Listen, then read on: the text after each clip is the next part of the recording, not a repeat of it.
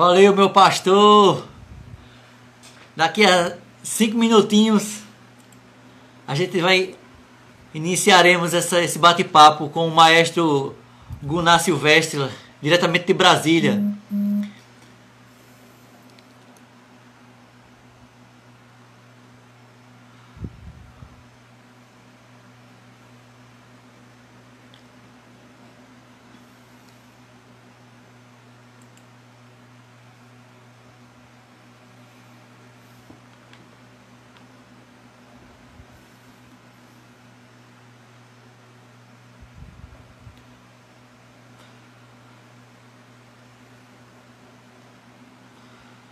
O maestro Gunnar Silvestre já está aí online no Instagram.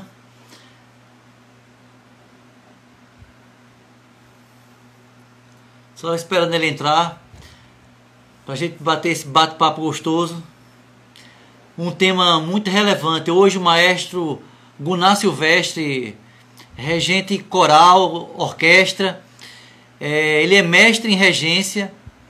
Ele vai nos trazer hoje um conteúdo muito importante para nós que somos músicos, para nós que somos cristãos, para nós que vivenciamos a música sacra, que vivenciamos a música dentro do ambiente religioso, para nós que temos um entendimento teológico do cerne sobre o conteúdo música dentro da igreja como um viés evangelístico, um viés de transmissão da palavra. E o tema será a música através da escritura. Nada melhor do que o maestro Gunnar Silvestre, hoje maestro da Orquestra Assembleia de Deus em Campina Grande. Ele está em Brasília no momento e ele é maestro também do coral e tive muita oportunidade de trabalhar com ele, né? Na verdade, ele que me deu essas oportunidades de estar aprendendo com ele, trabalhando com ele.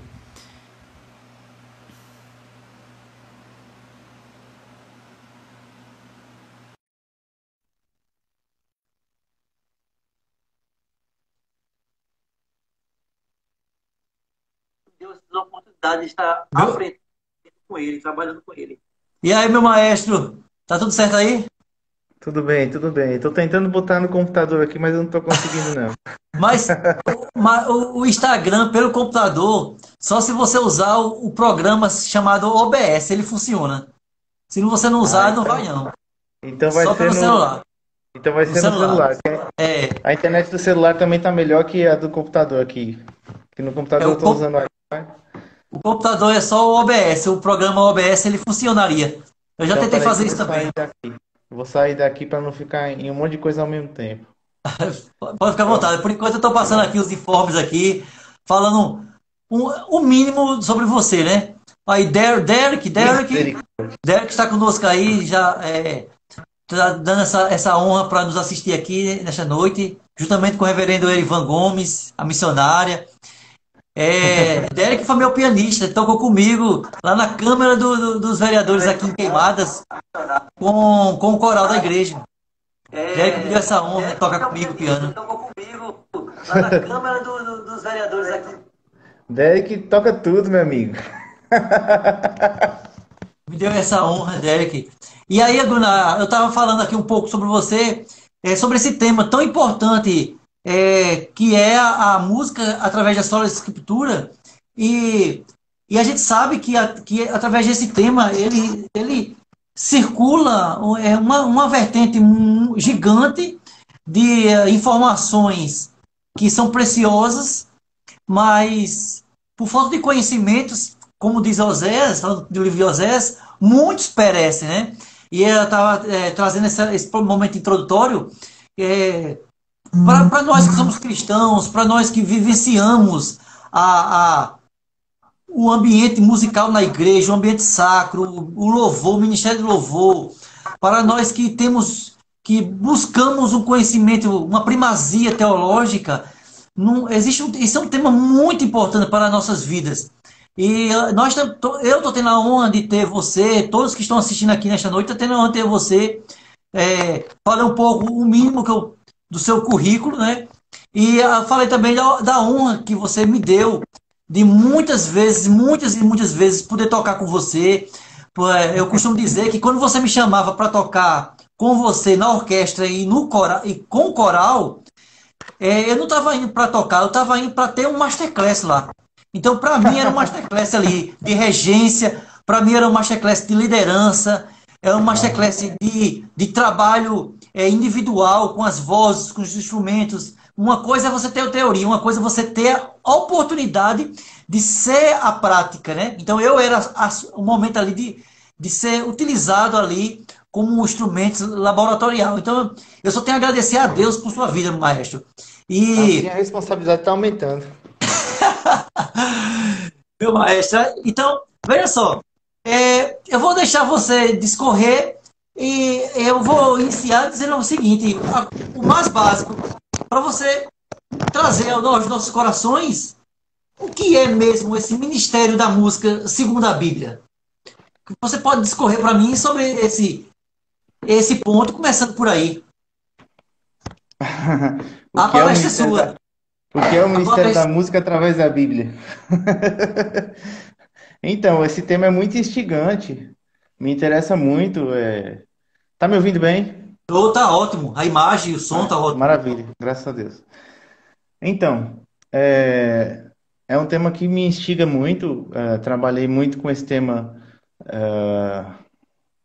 na igreja e, em certa medida, na universidade também, né? Porque a gente sabe que a Universidade Federal, onde a gente se formou, lá em Campina Grande, é muito envolvida com música coral. E a música coral, em grande parte, se deu ou se desenvolveu no, no, no desenrolar da música cristã. Então, a relação é muito grande, desde antes da Reforma Protestante e depois também. Com duas vertentes, obviamente, duas ou mais vertentes depois da Reforma Protestante, porque a gente está falando, na verdade, da música ocidental, né? E, Verdade. prioritariamente. Mas eu vou começar falando uma frase muito interessante de um certo senhor que alguns chamam de João Sebastião Barros.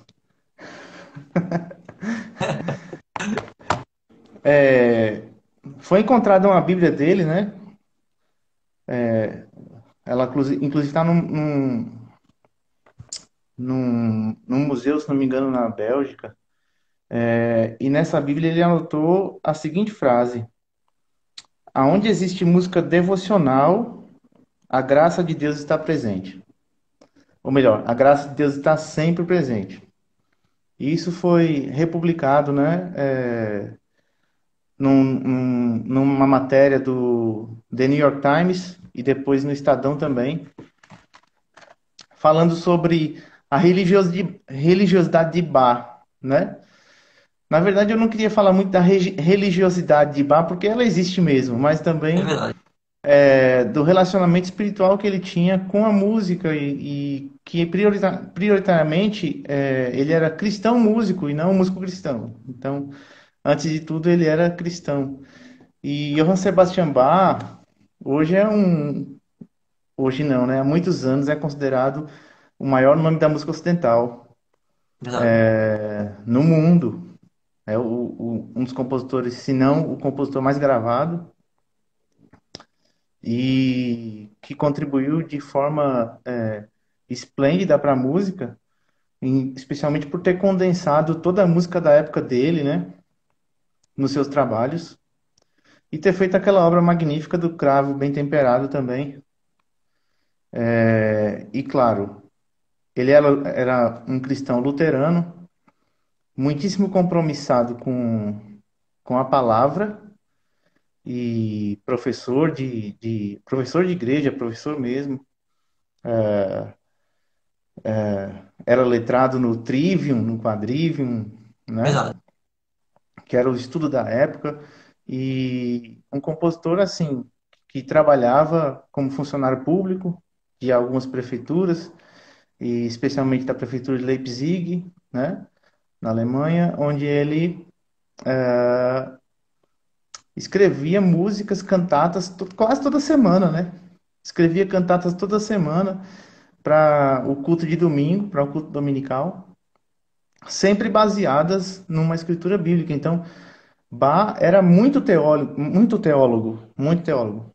Então, eu acho que essa palavra que ele fala aqui é extremamente importante para a gente considerar que, antes de tudo, para o músico de igreja, né, ou para a música de igreja, veja, é preciso Sim. considerar a fé na palavra.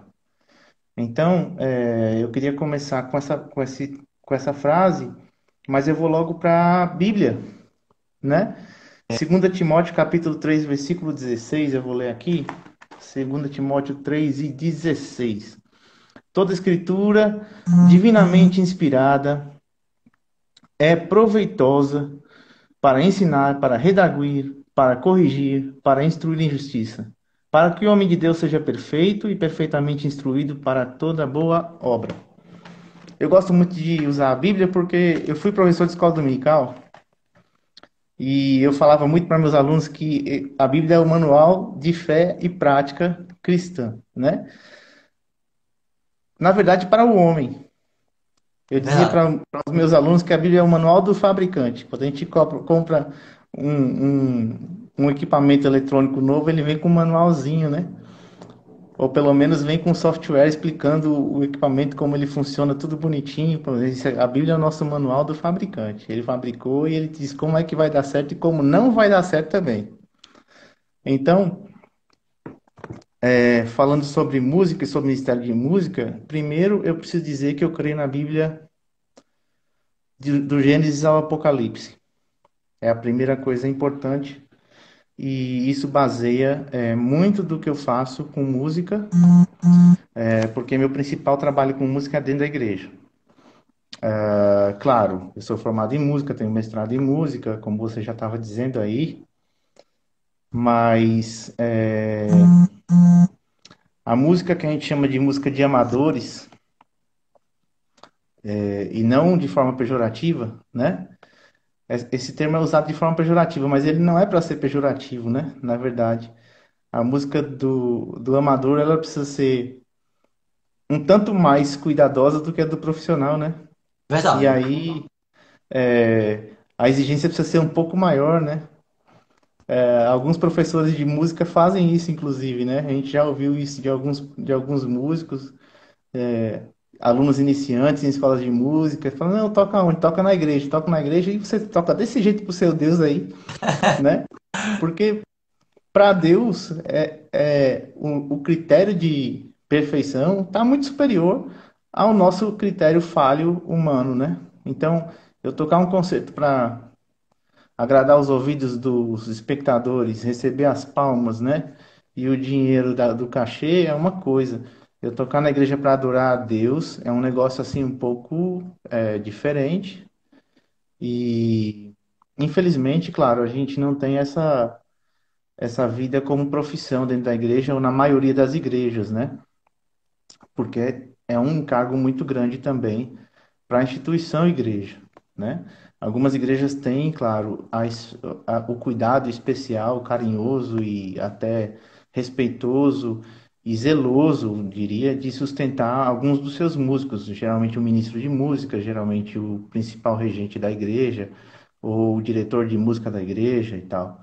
Outras não têm essa tradição, porque acaba sendo uma tradição também, né? Que a gente herdou, inclusive, né? Uma tradição que já vem da igreja Católica, quando os mestres de capela eram sustentados pelas suas paróquias.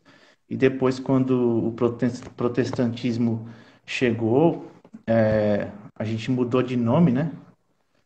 Mas continuou sendo mestre de música. E esses mestres de música eram sustentados pelas igrejas, como o nosso amigo que eu acabei de citar, Johann Sebastian Bach, que a prefeitura, as prefeituras sustentavam ele para ele fazer a música das suas igrejas, daquelas paróquias. Então, o Ministério de Música, ele pode ser chamado como ministério e pode não ser chamado como ministério, ele é um trabalho, na verdade, né? Uma obra dentro da comunidade evangélica ou protestante ou da comunidade religiosa em que algumas pessoas se dedicam a fazer o louvor ou a música ou a adoração a Deus de alguma forma, né? E a gente espera que seja sempre da melhor forma, né? Então, exige dedicação, exige compromisso, exige conhecimento bíblico, exige algum conhecimento teológico, apesar de que não é essa minha formação, né? Existe a exigência técnica, claro, e exige também que você tenha pessoas para trabalhar com você, então você tem que ter também um certo valor ou uma certa competência para agregar as pessoas, né? Para Verdade. agregar e congregar as pessoas. Então, a música, o Ministério de Música, para mim, ele existe como enquanto obra, né? Enquanto obra.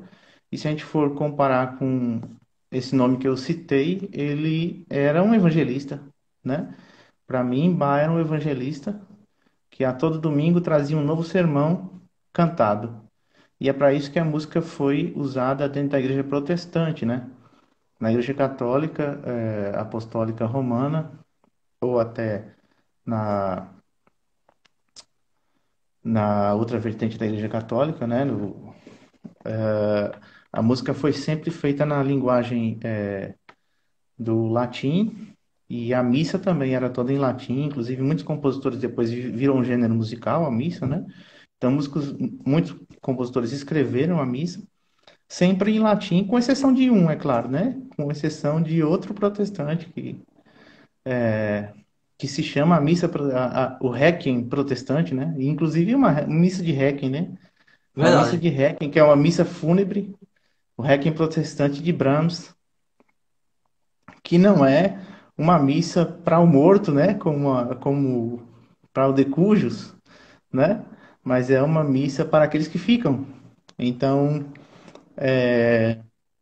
já bem protestante também, né? Verdade. Não, é Então, fantástica essa missa aí. É recomendável todos que é, estão nos ouvindo poderem pesquisar no YouTube pois esse é, rap de Brahms. o Requiem protestante, o Fantástico.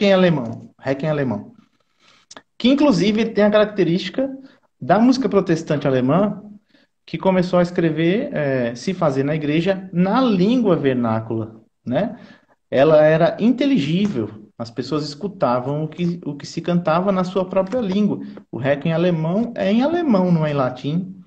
E desde que Lutero começou a se instituir como igreja, então a música da igreja luterana passou a ser feita em alemão, ou seja, na língua vernácula, para que as pessoas tivessem o reforço do sermão, o reforço do texto bíblico.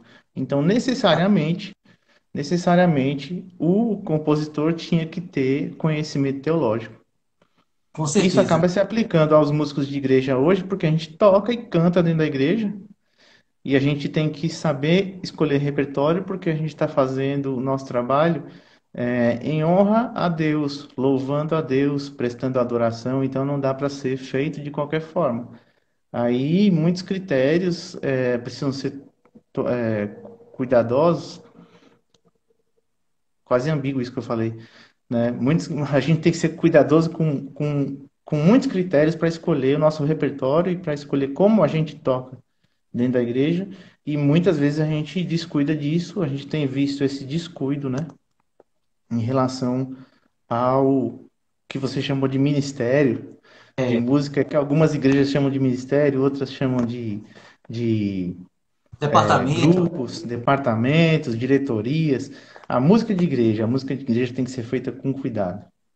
com cuidado. Então, o Mas, ministério existe e precisa ser feito assim, precisa ser tratado com esse carinho e com esse rigor teológico. Esse rigor teológico, ele é necessário e tem feito falta.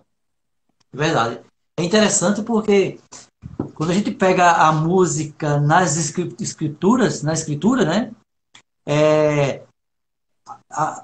aquela ideia da tribo de Levi, que aí se coloca como levita, Sim, ela vai a, pela falta do conhecimento, pela falta do entendimento teológico bíblico, ah, termina sendo até às vezes um pecado alguém citar falar o nome, dizer que é levita, pelo desconhecimento do caso. Mas o mais interessante é porque na grande maioria tem um entendimento que a música bíblica ela começou ali em Levi. E a gente sabe que existem os primórdios bem antes de sair do seu desenvolvimento, até com as culturas que se envolveu com o ambiente hebreu, desde Abrão, né? Não é nem Abraão, Abrão em si. Então, por mais trazer um pouco, discorrer um pouco isso para os nossos corações, e a Tá gente vai ficando nesse profundo bate-papo esse negócio. gostoso. Tá ficando profundo. Então, a música tá na Bíblia permeando ela, do Gênesis ao Apocalipse. A gente tem música em tudo, né? No Novo Testamento, no Antigo Testamento, e tem essa questão do Levi. Então, primeiro eu vou tentar falar contigo sobre essa questão do que a gente chama de levitas, né? Para depois ir falar da Pode. profundidade toda que você cavou aí. Os levitas são uma tribo de judeus que nasceram de Levi. Então, existem levitas hoje? Existem. Aqueles que têm a linhagem judaica da tribo de Levi, certo? Inclusive, Levi teve 3 filhos, né? Mesmo. Eles foram divididos em 3 funções diferentes para cuidar, naquela época, não era o templo ainda, era o tabernáculo, né? E eles cuidavam do transporte do tabernáculo e do cuidado com as coisas santas, né? Então, uma tribo, se não me engano, a tribo de Merari, ela carregava a estrutura do templo e montava a estrutura do templo. Gerson, a tribo de Gerson, carregava os enfeites, né? A decoração do templo, as cortinas que deviam ser extremamente pesadas, e eles tinham carroças para carregar aquilo e bois, essas 2 tribos, ou essas 2 vertentes da tribo, né? Certo. E tinha os filhos de Coate também, os coatitas, que não trabalhavam com música, não. Eles carregavam os utensílios do templo, né? Eles carregavam os insumos, né? As tábuas, a tábua da propiciação, os candelabros, eles eram para carregar nas costas, né? Os utensílios do templo. Eram separados para isso, santificados para isso, trabalhavam, se não me engano, num período dos 30 aos 50 anos, depois, mais na frente, a Bíblia diz que começou aos 25 anos, depois mais na frente diz que começou aos 20 anos, então ele tinha um período de atividade também. Eles trabalhavam dos 20 anos de idade aos 30 anos de idade e eram sustentados pelas outras tribos, né? As outras tribos é que mantinham a tribo de Levi. Inclusive, quando herdaram a terra prometida, não tinha herdade, né? Para a tribo de Levi. As outras tribos é que dividiram as terras e separou-se uma terra para os sacerdotes e para os levitas, que não era deles, era para eles habitarem, e eles eram lá sustentados pelas demais tribos. Interessante. Então, os levitas existem porque muitos judeus não creem na vinda de Jesus ainda, apesar de que nós cremos que o Velho Testamento aponta para Jesus e Jesus vem tirar essa amarra, não vou dizer amarra, essa intermediação sacerdotal entre os homens e Deus, e isso inclui a tribo de Levi. O que a gente poderia chamar, ou que alguns chamam de ministério levítico, né? A gente tem isso em Hebreus. Hebreus capítulo 7, do versículo 11 até o versículo 13, diz o seguinte: De sorte que se a perfeição fosse pelo sacerdócio levítico, porque sob ele o povo recebeu a lei, que necessidade havia de que outro sacerdote se levantasse, segundo a ordem de Melquisedeque, e não fosse chamado segundo a ordem de Arão? Porque, mudando-se o sacerdócio, muda-se necessariamente a lei, porque de quem essas coisas se dizem pertence a outra tribo, da qual ninguém serviu ao altar, visto que se manifesta que o nosso Senhor procedeu de Judá, e concernente a essa tribo, nunca Moisés falou de sacerdócio. Então, Jesus é da tribo de Judá, não é da tribo de Levi, Isso né? aí. E ele veio trazer para nós o sacerdócio real, e a gente crê pela palavra e pelo Novo Testamento, e o novo mandamento de Jesus e o sacerdócio de Jesus trouxe para a gente esse compromisso com Deus diretamente. E aí essa atividade dos levitas, essa intermediação dos levitas e dos sacerdotes, do sumo sacerdote, deixou de existir.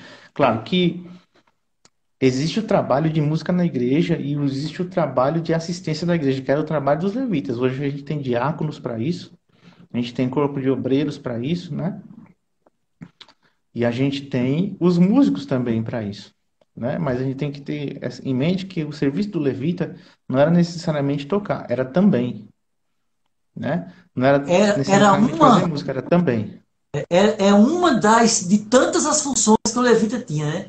É uma interessante das atividades. porque das atividades, interessante porque a manutenção do tabernáculo eles faziam também a manutenção, a organização, é, É, é como que fosse. Pronto, você citou, falou muito bem. Hoje nós temos os diáconos, né, na igreja, é, pelo um processo institucional, organizacional e até mesmo pelo um encaminhamento a partir do Novo Testamento. Mas essa função diaconal é função de levitas no Antigo exatamente. Testamento. É interessante Exatamente. isso aí. No Antigo Testamento, a função do serviço diaconal, que a igreja, que é inclusive o serviço diaconal é ensinado também na Bíblia em Timóteo, se não me engano, Isso. né? O serviço da igreja, uns que foram chamados para pastores, outros para servir de alguma forma, e explica como é que o diácono deve se portar na igreja, e como os presbíteros e tal.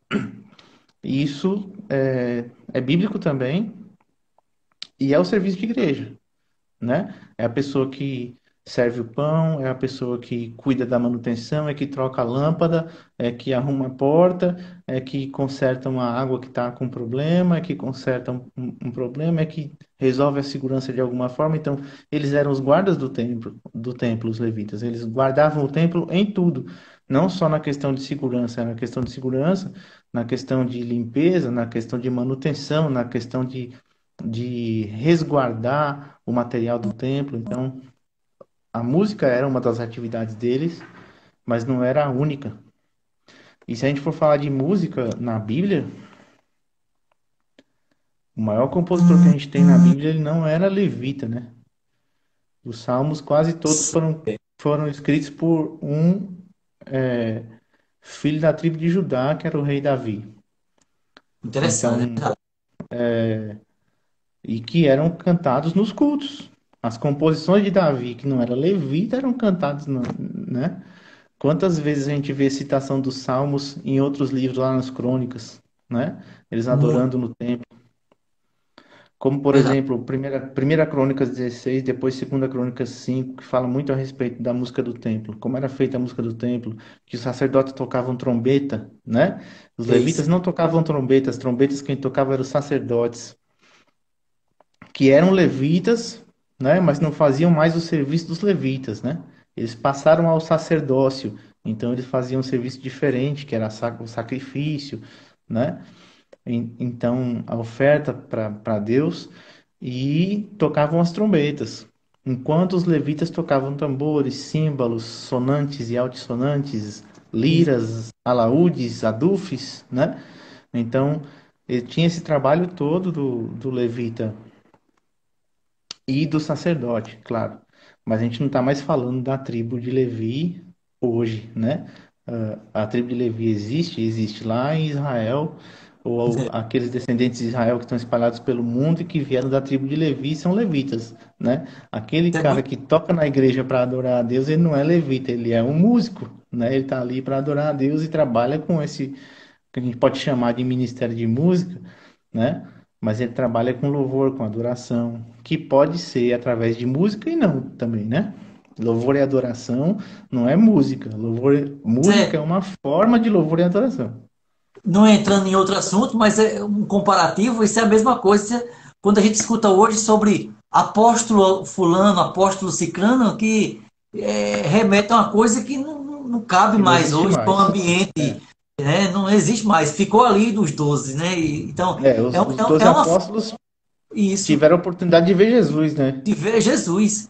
Aí, Inclusive o apóstolo Paulo, isso, inclusive o né? apóstolo Paulo. Porque ele não viu Jesus em carne e osso lá no tempo em que ele estava andando pela Galiléia, mas Jesus foi atrás dele lá no caminho de Damasco e falou: Paulo, por que que você me persegue? Aí foi um encontro Isso aí, com o Senhor. Então ele foi chamado verdade, de apóstolo também.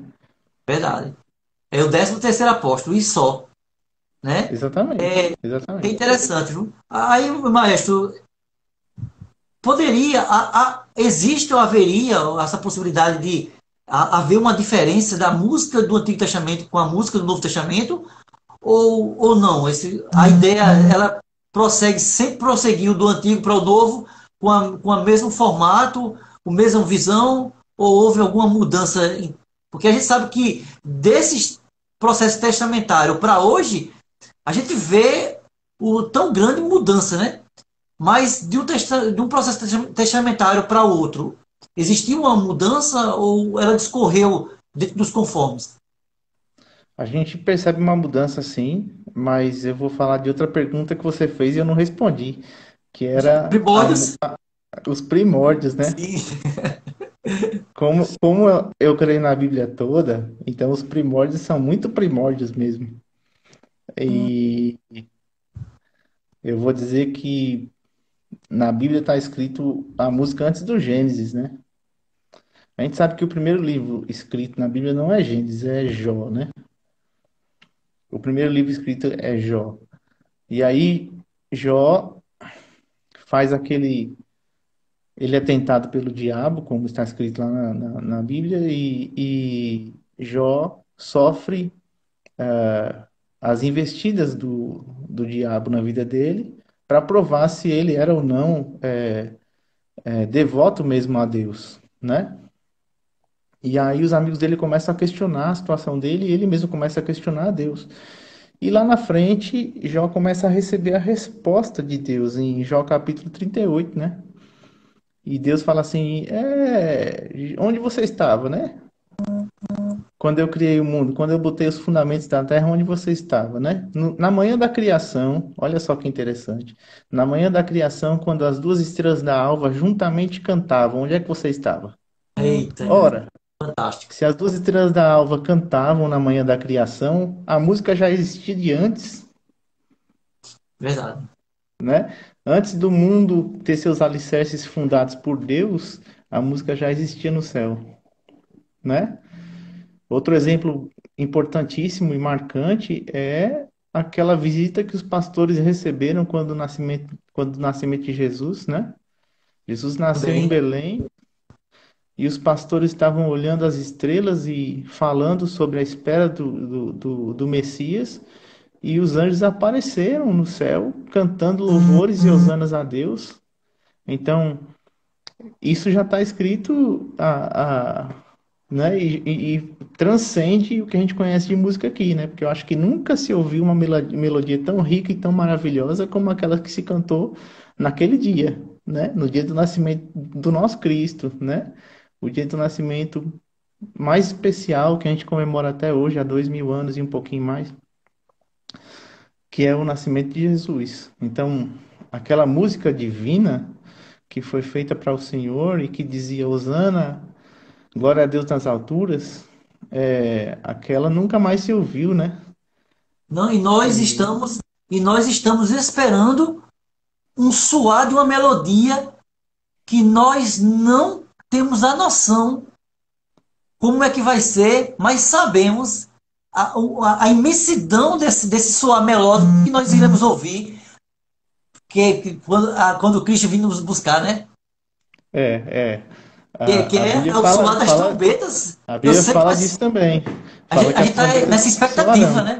Melodicamente, Então, né? inclusive a gente fala muito sobre a palavra de Deus escrita, né? Mas quando a igreja for arrebatada e nós cremos no arrebatamento, a gente não precisa da palavra escrita, porque a gente vai estar de frente, né? Vivendo com o próprio Deus, com Jesus, mas a música vai permanecer, E que nossa né? percepção Ela musical e veio. espiritual possa É, estar ativa. interessante que é transcendente essa É história, né? E, transcendente, é assim, transcendente. a gente está conversando aqui, mas a música faz isso com a gente. A música, ela é um fenômeno. A gente pode até chamar que é uma combinação de fenômenos físicos, que é o som, né? Para produzir Isso, por meio de vibração, mas ela tem uma profundidade que a gente não conhece. A gente trata ela muito superficialmente, a gente estuda ela muito superficialmente também. Tem um livro muito profundo sobre isso, do professor Zé Maurício Nunes Brandão, da UFBA, sobre a profundidade da música, que vai trazendo um histórico muito profundo sobre a teoria musical. E tem outros escritores também que falaram sobre isso, sobre essa transcendência e essa profundidade que a gente está tratando a música de uma forma muito rasa. A gente ouve ela numa dimensão muito rasa. E ela é muito mais profunda e trabalha muito mais com a alma e com o mundo do que a gente verdade. imagina.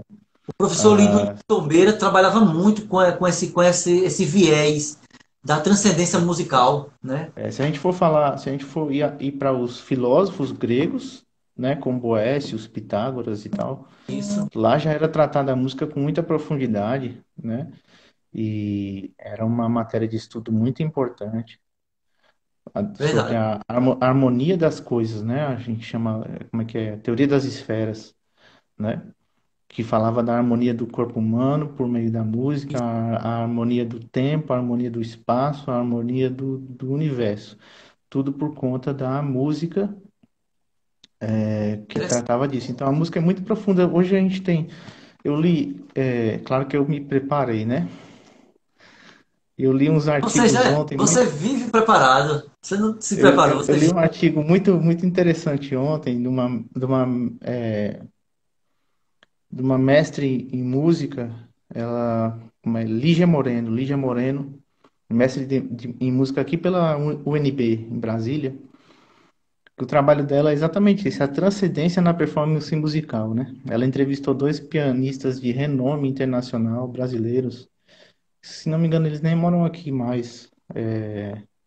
Vou citar, não devia citar, né? Vou citar Nelson Freire e Maria João Pires.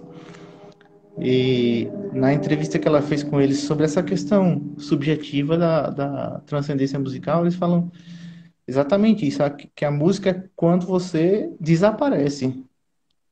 Você está no palco tocando seu piano, com a orquestra tocando, e de repente você sumiu, né? Só tem música ali. Você não importa mais. O que importa é o som que sai. E aquele momento que eles chamam de mágico, né? De surpreendente, de diferente, né? Segundo o Mohai Sheikh, Você né? não se vê mais.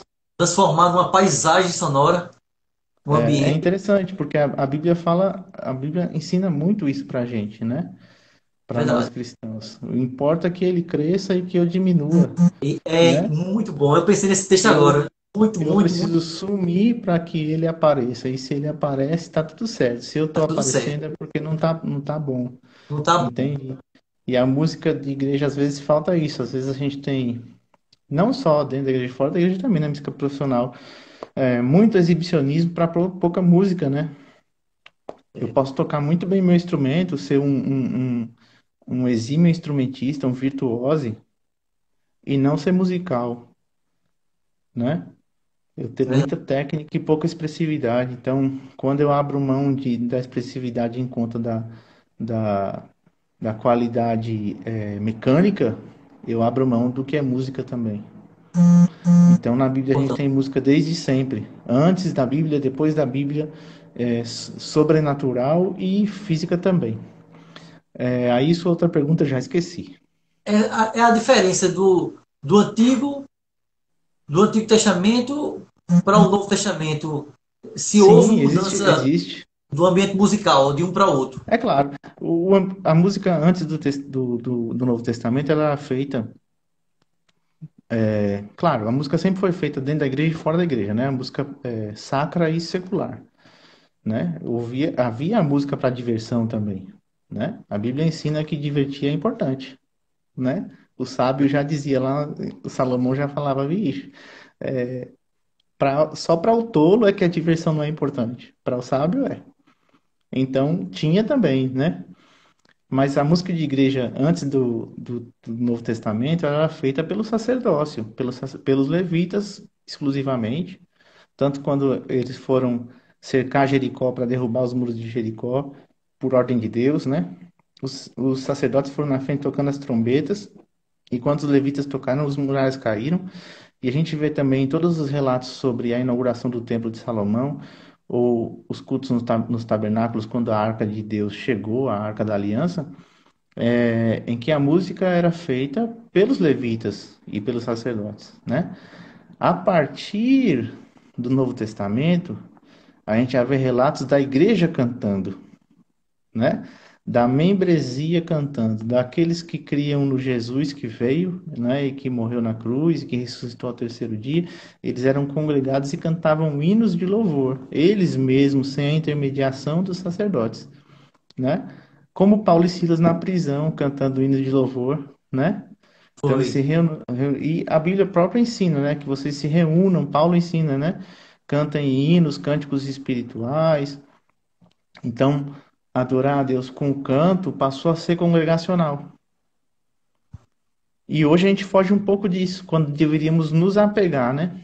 Eu bato muito nessa tecla de que o Inário é importante porque ele faz música congregacional e toda a congregação é chamada ao louvor e à adoração, e não aqueles músicos especiais, sabedores, né? É verdade. Claro que é importante que você tenha Não, esse pessoal, né? Os levitas que participavam do templo eram separados para isso exclusivamente, eles eram todos mestres nos seus instrumentos, né? Ele não ia tocar, né, de qualquer jeito. Ele tinha um estudo, um preparo para fazer um negócio muitíssimo bem feito. Às vezes a gente abre mão hoje dessa qualidade, né? Abre mão da música congregacional para se apegar muitas vezes ao exibicionismo. E muitas vezes também a outro antropocentrismo, né? Como eu falei de início, a gente tem que ter cuidado de fazer música com base na palavra dentro da igreja. Então, a palavra aponta para Cristo e não aponta para mim, né? Ela diz como eu devo viver, mas ela aponta para Jesus, né? interessante. Tanto o Inário, como Salmos e Hinos, como o Novo Cântico presbiteriano, esses três, eles, numa pesquisa sucinta desses três materiais, nós podemos ver ali alguns pontos, que é a prática de conjunto com a igreja, a utilização dos coros na igreja para fazer com que a igreja também se torne um segundo coro, como fosse um estímulo, e também a questão teológica. Você falando aí sobre os levitas, e a gente vê, e você trouxe um arcabouço importantíssimo em relação aos levitas, e o que nós conseguimos perceber é que os levitas eram pessoas que buscavam o conhecimento, né? Trabalhava dentro dos pergaminhos, trabalhava dentro do saber em si. E ali, claro, tinha todo um processo ali também, de toda a liderança dos sacerdotes ali da época, desse trabalho, desse ensino, dessas orientações, até porque eles viviam ali próximos dentro de um trabalho no tabernáculo. Eu te pergunto hoje, uma das coisas que a gente sente essa falta, é o avivamento no processo do conhecimento. Não o avivamento da ideia de manifestações que a gente escuta falar, mas o avivamento real da forma da busca do conhecimento. É uma ideia que nós visualizamos no momento. Eu queria que o maestro pudesse discorrer um pouco. Mas aí eu vou ser muito crítico. Olha só, é o que eu tenho falado desde o início. A gente tem que se apegar ao que está na palavra, né?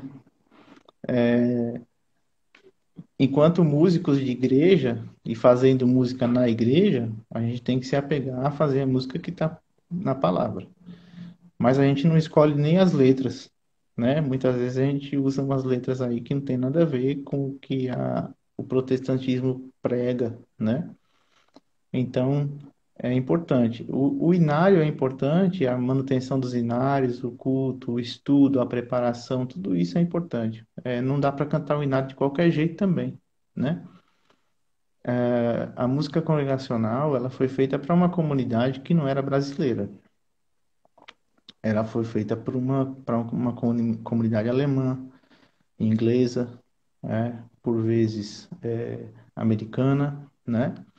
Onde existe uma cultura de ensino musical desde a infância, né? Fazendo parte da grade curricular, inclusive. Por que a gente vê, por exemplo, essas bandas inglesas cantando tão bem com divise de vozes? Eles não chutam a divise de voz, não. Eles estudaram para isso desde criança. Eles sabem o que é um divise vocal, eles sabem o que é um coral. Diversos bairros têm seus próprios corais, né? A gente não tem isso aqui, não. Essa cultura musical desde a infância não tem, né? Então, falta esse ensino e essa busca pelo conhecimento. Falta, sim. Tanto musical quanto teológico, né? Muitas vezes hoje a gente chamava antigamente de crente domingueiro. Talvez eu possa até me incluir nessa lista hoje em dia, mas é, a questão do crente domingueiro não é só porque ele vai no culto no domingo, é porque ele deixa de também de estudar a palavra em outras situações, né? Ele ter conhecimento da palavra, ele vai na igreja para receber bênção, ele não vai na igreja para prestar louvor. Então ele devia ir para a igreja para prestar louvor. E se Deus falasse com ele naquele momento, de alguma forma, no meio da pregação, é, Deus estaria falando com ele, ele estaria entendendo com base na Bíblia o que estava sendo escutado, né? Mas hoje não, hoje ele vai porque ele quer trocar de carro. Ele vai porque ele precisa de uma cura, ele vai porque ele precisa de uma benção financeira. Ele não vai para a igreja porque ele quer ouvir a palavra e porque ele tem sede de Deus, né? Eu brinco muito quando eu vou em cultos que acaba a palavra sendo bastante doutrinária, às vezes pesada, né? Mas acho que é o culto que eu saio mais feliz, é aqueles cultos onde eu sou ensinado, né? Eu sou ensinado que eu preciso entrar nos eixos em determinadas coisas para fazer o caminho que é correto, porque o caminho que agrada a Deus, né? A Bíblia fala que o Senhor tem que ser a luz para os nossos pés, a lâmpada, né? Para o nosso caminho. E se a gente só está recebendo bênção, às vezes a gente não consegue enxergar, né? Se eu tô com a mão cheia de presente, talvez eu não consiga ver os pés e nem o caminho. E às vezes o que a gente precisa é de correção, muitas vezes, né? E essa instrução toda, se for bíblica, claro, né? Não estou falando de costumes, né? Estou falando de Bíblia, de doutrina bíblica.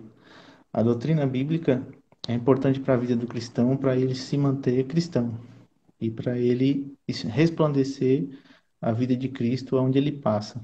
E isso também tem a ver com a música, né? Se a música não reflete Cristo, ela não serve. Verdade. E ela para a igreja, né? Não serve para a igreja, não serve para evangelismo, não serve para falar de Deus. Ela tem que refletir a luz de Deus. E a luz de Deus, para nós, é Cristo, a luz das nações, né? Então, a gente tem que estudar tanto a parte teológica quanto a parte da teoria e das práticas musicais. Se eu sou músico de igreja, eu tenho que ser muito bom músico de igreja. Eu tenho que pensar também que eu vou ter músicos da minha comunidade trabalhando comigo que não são profissionais da música, são profissionais de outras áreas, são médicos, são dentistas, são psicólogos, são seguranças, são vigilantes, são vendedores, são faxineiros, são N profissões, são de N profissões e no tempo que eles têm livre, eles se dedicam ao seu instrumento porque eles amam tocar. Porque todo mundo sabe que. Todo mundo sabe, não. Aqueles que tocam sabem a sensação que é expressar o seu sentimento através de um instrumento ou do canto. Não tem uma sensação que se compare, é uma sensação muito particular, muito peculiar, muito especial. Verdade. É emocionante, emocionante. E aí, quando você faz isso para Deus, aí você sente que aquilo não pode parar. Então, a sua dedicação a esse trabalho é muito grande, mas é porque também o retorno é muito grande, né? Não em dinheiro e nada, é que na verdade você sente o retorno, né? Quando você está sentado na igreja tocando um hino e sentindo a presença de Deus e louvando, fazendo o seu trabalho na igreja com uma coisa que você gosta, que é a música, então a coisa ganha uma proporção extremamente incomparável. Eu não posso comparar isso com outra sensação. E Nietzsche já dizia isso, né? Ninguém viveu plenamente se não aprendeu a tocar um instrumento, né? Então, É e não é de interessante. qualquer jeito, né? Não é de Essa qualquer jeito. performance, essa desenvoltura artística através do instrumento, através do instrumento vocal, que Sim. é o primeiro instrumento da humanidade, é o instrumento vocal, não tem como fugir. Esse preparo técnico, esse preparo teológico, esse preparo pessoal, voltada para essa devoção ao Deus triunfo, tem que ser uma coisa levada muito a sério, com muito entendimento e com muita responsabilidade. E era isso que todos aqueles que trabalhavam relacionado à música para o templo tinha isso em mente. É, em poucas palavras, o tempo passa rápido. Daqui a pouco vai fazer 50 e alguns minutos. cinquenta e Eita, três minutos parece. vai acabar o Ó, tempo. em poucas palavras, me diz uma coisa, com tudo isso agora, a música cristã, nos tempos atuais, o que se pode se fazer para que possamos criar o senso da responsabilidade, para que possamos mais usar a nossa performance com qualidade e ter o cuidado, a perspicácia de não entrar em outros caminhos e terminar, como já aconteceu, histórias da música cristã, de muitos e muitos perderem as vertentes do Ah, caminho. mas aí você vai ter que me controlar no tempo, certo? A primeira pergunta, a primeira observação que você fez me fez lembrar uma outra coisa, a questão do dom, né? Do dom e do talento e tal, que é um assunto pertinente na igreja. Ah, aquele rapaz tem talento para música, talento. Talento é uma coisa importante. Talento é um negócio que a gente chama de inato, né? Isso. Ele, ele nasceu com uma propensão a determinada coisa, né? Dom é outra coisa. Dom é quando você recebe de graça um, pronto, você agora vai tocar. Aí do nada, pronto, você recebeu o dom do músico. É igual caldo de cana, sai na hora. É, então isso é um negócio muito importante falar, né? Na igreja a gente tem muito essa viagem aí de dizer que a pessoa tem o dom. Rapaz, não estude não, que o talento não faz as coisas sozinho, não. Então, E tem dom. eu compreendo e creio que a Bíblia cita e fala de dons também, e tem dons naturais mesmo, e tem dons sobrenaturais, sim. E tem talento também, que é a propensão para aquilo. Para o músico soa muito para tocar. Para tocar, para cantar, para reger, para escrever. Não é pouca coisa, é muito suor, muito suor. Eu diria que 95% é suor e 5% é talento, o resto é suor, né? Então essa parte do estudo técnico e da preparação, ela é importante.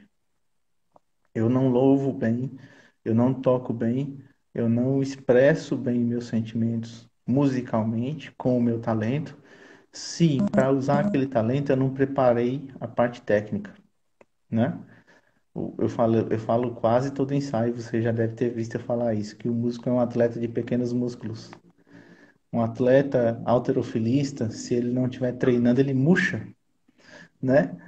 O músculo não obedece e a gente precisa tratar disso na memória muscular. Quando eu trabalho mecânica no estudo do instrumento, eu estou trabalhando músculos, pequenos músculos. Quando eu trabalho som, eu estou trabalhando também controle de sonoridade, né? Entrada e saída de nota, articulação, tudo isso é trabalho. E é muito trabalho. Quanto melhor eu trabalhar, não quanto mais, né? Quanto melhor eu trabalhar, isso, melhores resultados eu alcançarei quando eu estiver tocando. Então,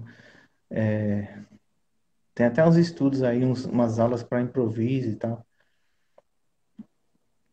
Se eu vou improvisar, por que que eu vou fazer aula para improviso, né? Poxa, porque precisa ter uma técnica para ser estudada, né? Existe uma técnica para se preparar para isso. Você não sai improvisando assim porque você nasceu com um ouvido maravilhoso. Isso não tem a ver com a performance, né? Não tem a ver diretamente com o resultado. O resultado tem a ver com o estudo, com o preparo, com dedicação, tanto para a gente como músico de igreja, tanto na parte teológica quanto na parte da prática musical, né? Eu faz tempo que eu não toco meus instrumentos, e então faz tempo que eu não tenho condições de pegar um instrumento e sair tocando, né? Meu instrumento inicial foi. Inicial não, né? Inicial foi bandolim. Mas eu toco clarinete, saxofone, né? Toquei um pouco de trompete um tempo também. Então, tocar é importante, a prática é necessária. Não adianta eu querer pegar um saxofone e sair tocando as mil maravilhas agora, porque não vai sair, entende? Eu tô sem tocar há 6 meses, 7 meses, 10 meses, né? Porque eu tô me dedicando a outra coisa, né? Tenho trabalhado muito com regência, e então a regência, por exemplo, o leigo acha que o regente está ali fazendo uma arte performática, né? Ele tá ali dançando, mostrando os braços e tal. A galera não tá nem aí para o que ele tá fazendo. E na realidade não é bem isso, né? Existe toda uma técnica e um preparo para que todas as ações que ele faça ali, mesmo que sejam não padronizadas, sejam dele, né? Elas possam provocar um resultado em quem está assistindo ou quem está tocando e cantando, né? Quem está assistindo eu digo músico, né, que está sentado lá assistindo aquele gestual do regente, aquele gestual ele tem que entender de alguma forma, né? E existe uma técnica para isso, um estudo para isso, né? A forma como eu movimento o braço, a forma como eu paro o braço, a forma como eu dou cada tempo é para fazer diferença no resultado sonoro. E isso é estudo também, né? Não dá para subir no palco para Verdade. reger sem você ter se preparado, lido aquela partitura de cabeça da capa ao final, né? Da primeira Mas nota vamos à fazer última. a parte 2. Ele Sim, vai encerrar eita. agora e a gente faz a parte 2, viu? Espero que Pois quem é, está nos escutando, fica você, ligado aí, quem você, está nos escutando.